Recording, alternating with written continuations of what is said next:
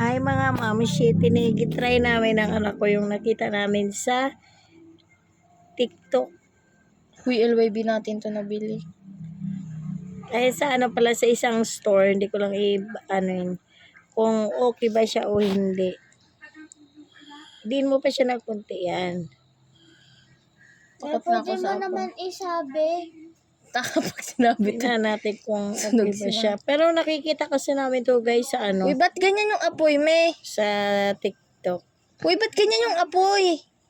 Hindi ako masusunog, mami! Hindi ka masusunod Ha? pa. Mami, hahawakan mo!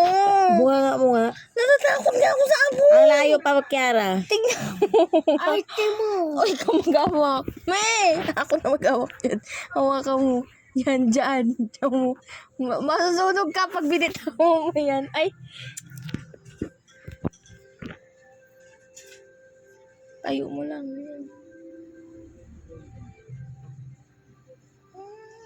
Nakatawa ko ng apoy. O kaya, ang laki na. Ang dami mo sigurong atutuli.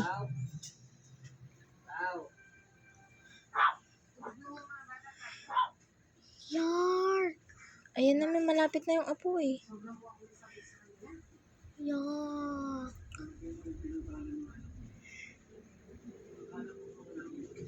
Parang sumasayaw ah. Ate, parang sumasayaw yung apoy. Ayan o, sumasayaw. Tumutunog. Hindi siya nag-i-spark. Ba't sa akin nag-i-spark? Kasi unti lang. Grabe yung apoy. Gaganon-ganon sa'yo? Nag-i-spark yung tunog. Sa'yo. Calm lang si mami ah.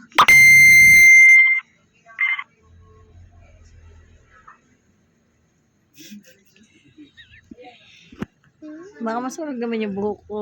Oo nga, masusunog na siya, guys. Okay lang yan. Bye-bye. Papatayin ko na siya, wala pa sa line. Masusunog buhok mo pag sa line ko pinatay. Patayin ko na ha. Bye. Uy, Wala pa. Hey. masusunog na buhok mo. Hey.